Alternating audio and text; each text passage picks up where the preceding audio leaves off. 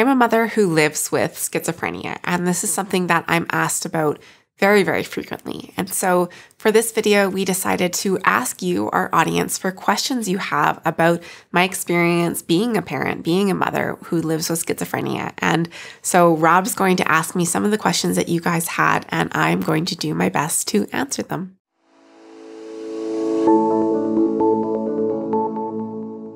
Okay, so the first question is, what would you say are your biggest strengths as a parent? Do you think having schizophrenia has taught you lessons that have made you a better parent?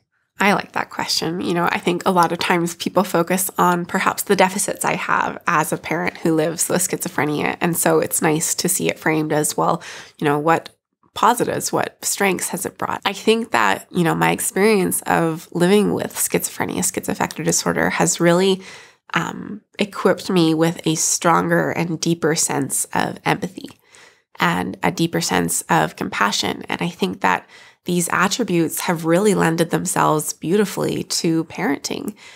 Being able to provide that deepened sense of empathy and compassion for my kids is something that I'm extremely grateful for. Has your illness ever been a factor in whether or not you should pass down your genetics? Yes. So I think when I first met Rob, my answer to whether or not I wanted to have biological children was no. And that was not only because I was worried about passing down my genetics of being predisposed to having a schizophrenia spectrum illness, but also because I think I had a lot of fear around what capacity I had to be the kind of mother, the kind of parent that I felt my potential kids deserved and that I wanted to be. I was kind of lucky because Rob had 2 children from a previous relationship that I kind of grew into the mother role with. And I learned, through that I do have the capacity for this. It is harder in some aspects, but I'm still capable of loving these kids fully and completely and being, I think, an okay mother to them. And so that kind of informed or helped to inform my decision to have a biological child of my own. And I kind of told myself, there is a subset of the population who lives with schizophrenia. And so if they happen to be one of those people and they happen to inherit my illness, I think that there's not a lot of people who would be better equipped to guide them through that than myself and my partner, Rob. She's a great mother. How do you educate your kids on your disorder? That's kind of an ongoing learning feat, I think, that we're navigating. My kids are now 10, 7, and 1.5, so not really much education with the 1.5-year-old, but the 7 and the 10-year-old, we've kind of been having ongoing conversations about mental health as a general topic and having conversations about what it means to take care of your mental health and that we all have mental health and, you need to take care of that. They know that I have a mental illness and they know that I actually have schizophrenia, but their understanding of what schizophrenia is probably pretty limited still.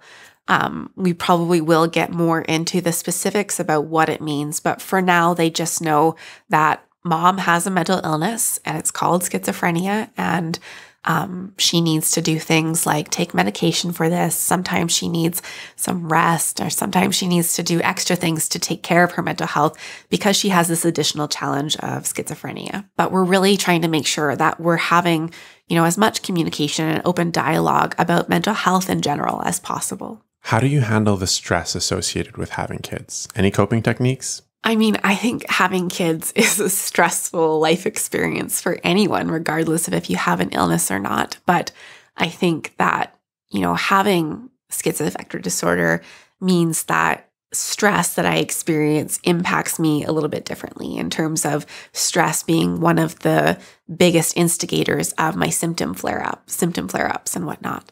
And so being very mindful of this and trying to manage stress levels as much as possible is very important. And so maybe a tip would be to make sure you're taking really good care of yourself, first and foremost. It's that old adage of you can't pour from an empty cup. And I think that's very true.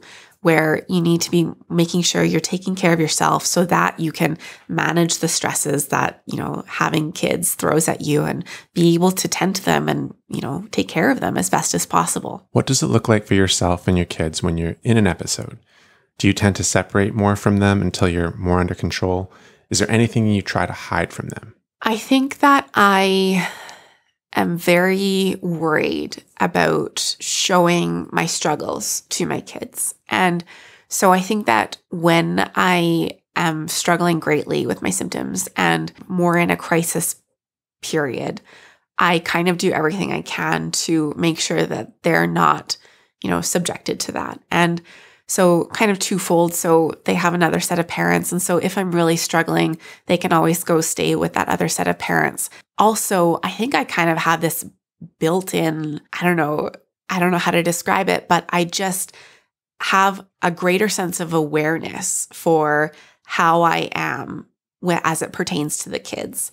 And so I just feel like I'm a lot better at managing, maybe not managing my symptoms because I'm still not managing them, but I guess shielding them from it a little bit and, making sure that they're not harmed by whatever it is that I'm experiencing. Do you think that this is what they mean in terms of like having kids being a protective factor? Kind of, yeah, because all of a sudden there is this huge, little beings of massive importance in your life that you would do anything to protect. And that includes protecting them from the things that I'm experiencing. And so I definitely think that having kids has been a bit of a protective mechanism for myself in terms of being able to cope with and manage my own symptoms and my illness. Do you get any paranoia related to your kids' well-being/safety? Maybe overly scared something might happen to them when they aren't with you? If so, how has that been and what have you done to cope with it? I do. I think I experienced this for myself, and then having kids, I care deeply about them. And so it kind of branched off into them as well, where I will kind of get these paranoid delusional spirals where I think that something bad is happening. But I think maybe the biggest, little spiral delusion I have that something's wrong is around, noticing things that they're doing or whatnot and just making the connection that they're exhibiting early symptoms or signs of schizophrenia and being very paranoid about that, even though my two oldest kids are not biologically related to me. So the chance of them developing schizophrenia is quite slim. But I still get that, paranoia around them exhibiting early symptoms and being like, oh my gosh, I'm so worried, we need to act on this. I can kind of remove myself and take a step back and be like, that's ridiculous. Like, first of all, they're 7 and 10. The chances of them having early signs of schizophrenia are pretty slim. And I think I'm just, projecting and making connections where there aren't really any. But yeah, sometimes I get overly worried or, I guess paranoid that something bad is happening with them. But, trying to talk it through with, Rob or talk it through with myself to kind of like, take a more logical stance on it all is helpful. Are your kids ever the subject of any delusional thinking? So, apart from what I just detailed about, being worried about them and more anxious, I guess, about that stuff, no, my kids generally are not really part of my symptoms, including my delusions. And I think that that probably goes back to what I was talking about earlier about that protective factor of just instinctively, my mind protects them from my experiences of the illness and from, being involved in my symptoms and whatnot. And so I'm very grateful for that. I don't know if that's a common experience with parents who have schizophrenia, but that has been my experience. Do your kids notice when something is going on with you? My kids are pretty intuitive, and I'm pretty proud of them for that.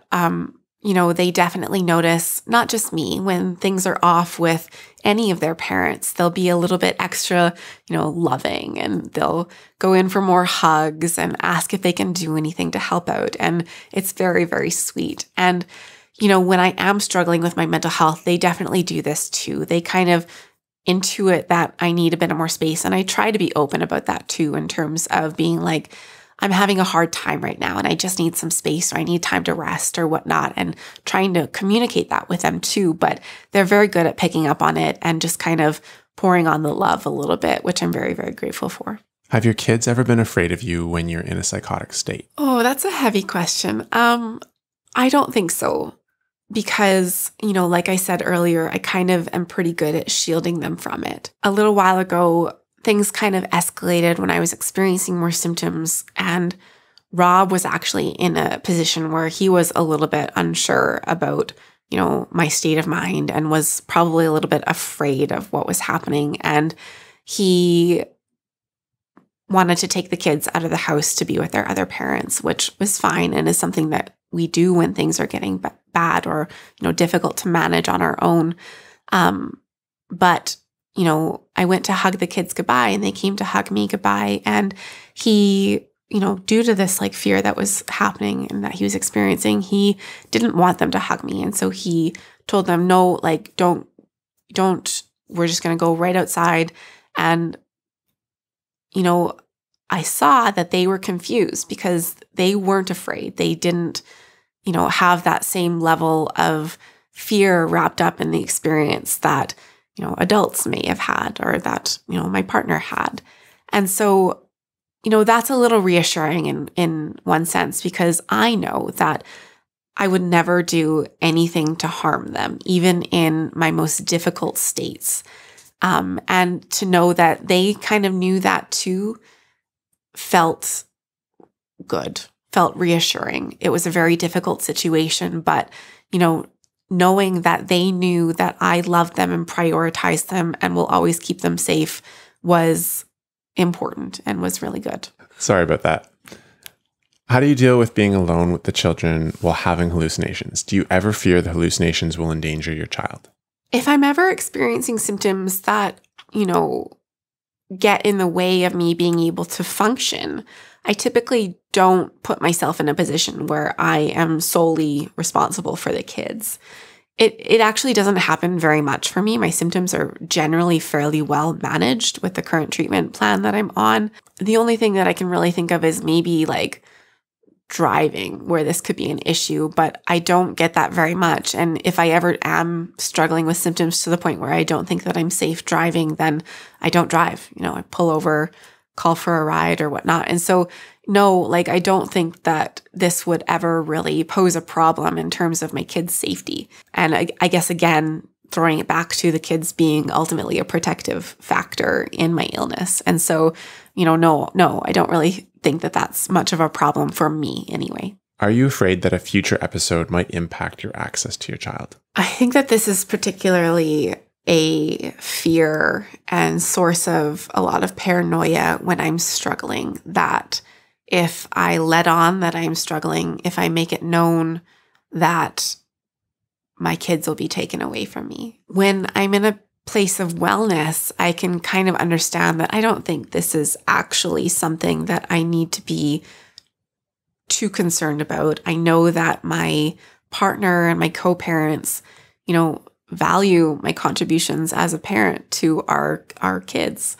And so I don't think that it would ever be this situation where, they were taken away from me, custody or whatnot. It is definitely a fear that plays out though, when I'm struggling with symptoms, that, if I let on that I'm struggling, or if I, spiral too much, that they will be taken away from me. And so I think that this is unfortunately a reality for a lot of people who especially are maybe single parents navigating this illness and maybe don't have it as well managed, that this could be a reality. And so I think that that's why it plays into the paranoia and fear. And I think it's probably a pretty common fear for people who are living with an illness like schizophrenia and are also parenting.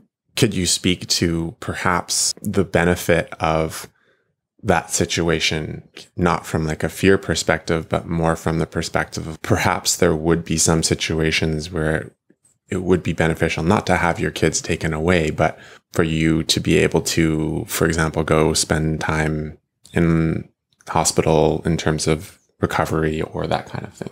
Yeah. And so maybe that's what needs to be clearly communicated here, is that, whoever it is who is wanting to take away your kids, or however you want to word it, is ultimately working with the goal of getting you to a place of wellness where you can take on the responsibility of parenting your kids again, or looking after your kids.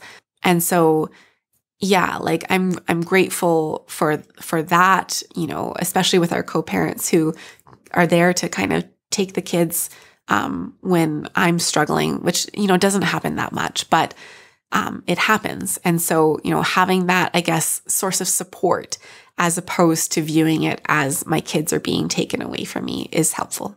How do you handle the immense continuous load of labor? I'm trying to create a functional schedule, but it involves so many small, challenging tasks. It's exhausting. Yeah. There are so many little tasks all day, and they're generally pretty thankless in terms of being a parent. And I think it's hard for most people to keep up with all of the demands of parenting. And like you were saying, the constant, labor load of looking after kids and looking after yourself and looking after a household. It's a lot. And so I think, especially if you are struggling with an illness like schizophrenia, keeping up with life, keeping up with those tasks and stuff can be very, very challenging. And so I empathize greatly with you if you were asking this question. I struggle with it too. Rob is a big proponent of making lists, and that's actually been helpful in terms of making sure I keep track of everything that I need to do, and, slowly ticking off tasks. Again, like I said before, making sure that I am taking care of myself as best as possible so that I have the greatest capacity to handle all these various tasks and all these various, things that need to happen in order to take care of my children and take care of my house and whatnot. I think it's also been extremely beneficial for me to have a really supportive partner in this, who we are a really great team in terms of tackling these daily tasks and tackling parenting as a whole. And I am very, very grateful to have him and to have that. I'm grateful to have you. Do you think that, in our relationship, you are able to ask me for help, or I'm able to just kind of see when things need to get done or whatnot? But could you speak to the necessity for other people to just be communicating when they need help, keeping up with life, perhaps keeping up with kids, that kind of thing?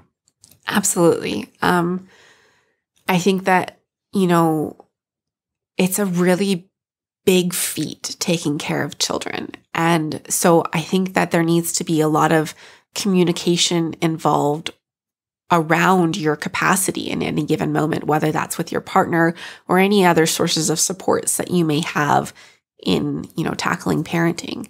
And, like Rob said, that's definitely something that we check in with a lot about both of our capacities in terms of what we're able to manage in any given day. And, I feel like I've been doing a really good job of keeping up with everything that needs to happen and staying on top of things and, doing a good job of taking care of myself and the kids and everything. And the other day, it just all of a sudden felt extremely overwhelming. And I started crying and saying to Rob, like, I can't do this anymore. Like, I need a break. And so, being able to communicate with each other when you need a little bit of reprieve in terms of navigating some of these tasks and navigating all the demands of life with kids, and working together, I think, to figure out how to move forward and build back up your capacity again. I think it's important also to point out that even if you or both yourself and your partner aren't living with mental illness, it still takes a village to raise kids. Kids are a lot of work, and yeah, getting grandparents involved, getting uncles and aunts and friends to help out is huge. How do you find the time or energy for self-care in between kids, work, and life? It's very hard.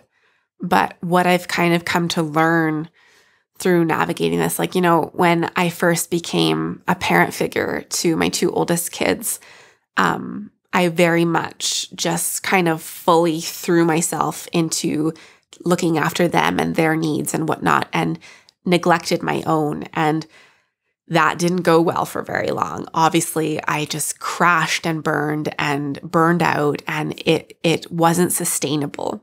And so over the course of the last several years, I've kind of come to learn that I am able to be my best self for my kids and the best parent I can be when I am carving out time to look after myself as well.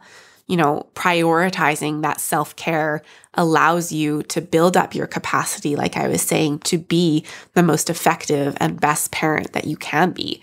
And so it's very hard to carve out time for self-care, whatever that looks like for you, but it's kind of crucial and needs to be prioritized. If you're ever feeling too overwhelmed to be a parent, how do you explain to your kids that you need time for yourself, for therapy, etc.? I think that talking about personal boundaries and, capacity for things and stuff is kind of something that we're trying to teach our kids. And so I think the best way I can go about teaching that is kind of setting my own example for, how to communicate those personal boundaries and, your personal needs and whatnot. And so, it's hard to, draw that line with your kids that, oh, mom needs a little bit of space right now, or mom needs some time to focus on herself and taking care of herself. But again, like I was saying, it's important to carve out those spaces and to make sure you are taking care of yourself. And so, I've come to a place where I am more comfortable communicating to my kids directly, like,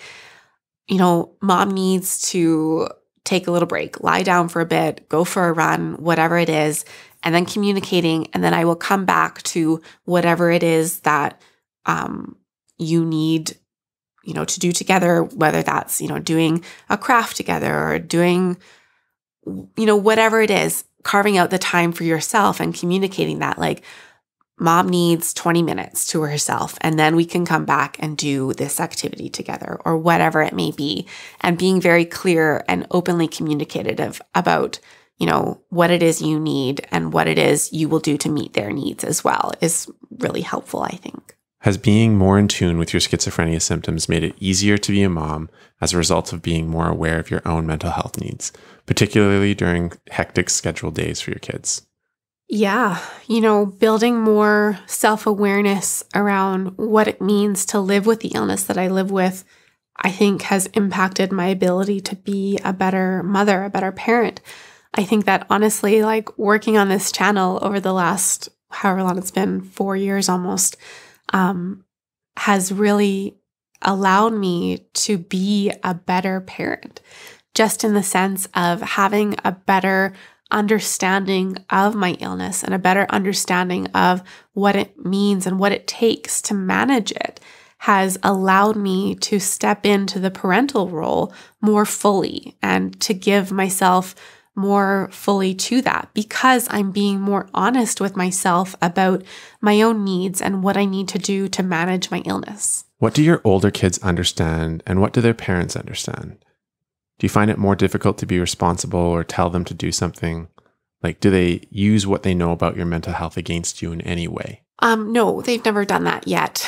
I am a little worried about maybe like teenage years, wild emotions going rampant and just trying to throw anything they can in my face to, not do something I'm trying to tell them to do or whatnot. But, I can't see them doing that, honestly, even during those difficult teenage years.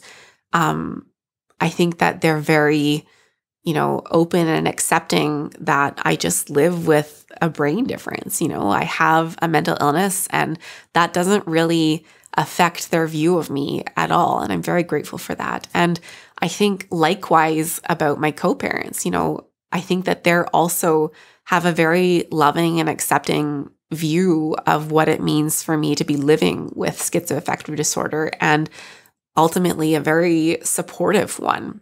And so, I can't see them ever using it against me either. There was a period when I had stopped taking my medication and ended up in the hospital again, like 3 years ago or something, where they communicated, well, we feel like we can't really trust you right now.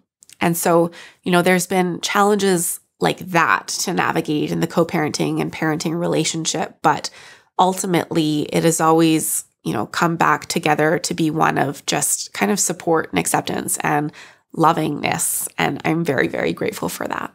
Okay, and then to finish things up, there are a couple of postpartum and pregnancy questions. So the first is, did you have to go off your medication to become pregnant? Yes or no? And how medication impacted you during and after pregnancy?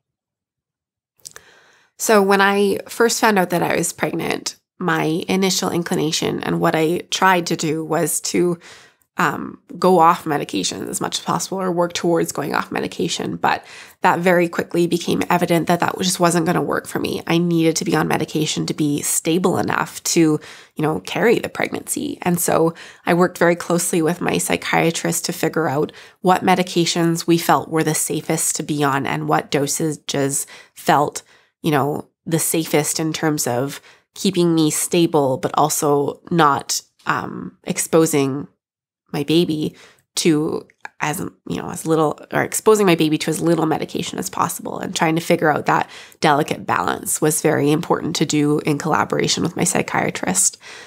What was the second part of that? How did medication affect me during? Impacted you during and after pregnancy. And then it was very interesting because I came up against something that I wasn't expecting with pregnancy in terms of how medication affected me. I found the stable dose that I felt comfortable being on during pregnancy, but around month 8 or so of pregnancy, all of a sudden I felt like I was getting a lot more symptoms again, and it felt like my medication was having a lot less effect on me. And so I brought that up with my psychiatrist, and he was like, "Oh yeah, you have a lot more blood in your system right now. And so your medication is being a lot more diluted. And so we need to up your medication again." And so that was something that I wasn't expecting and had to navigate, and is maybe something to be aware of if you are taking medication while pregnant as well. And then I tried to breastfeed for the first couple months after giving birth. And that was kind of difficult as well with medication. So what my psychiatrist advised was to take my medication, first to feed the baby at night or pump at night as much as I could, and then to take my medication and then to pump throughout the night, but throw out the medication for about 12 hours throw out my breast milk for about 12 hours after taking my medication. And then after that, about 12-hour mark, I could go back to feeding my baby directly or pumping and giving them the breast milk. But that was challenging, navigating, balancing medication with breastfeeding. But it's definitely something you should work closely with your doctor, maybe a lactation consultant, on to navigate how to most safely do it. It ended up being too challenging for me to kind of navigate all that, switching between breastfeeding and bottle feeding and, having to pump and dump for 12 hours of the day. It ended up being too much for me. And so we made the switch to just formula instead. How did the nights of sleep loss affect your ability to function? Oh, that's a challenging part of new parenthood, and is something that both Rob and I struggled quite a bit with. But, sleep being such an important component of me staying well, we kind of agreed to prioritize my sleep in the,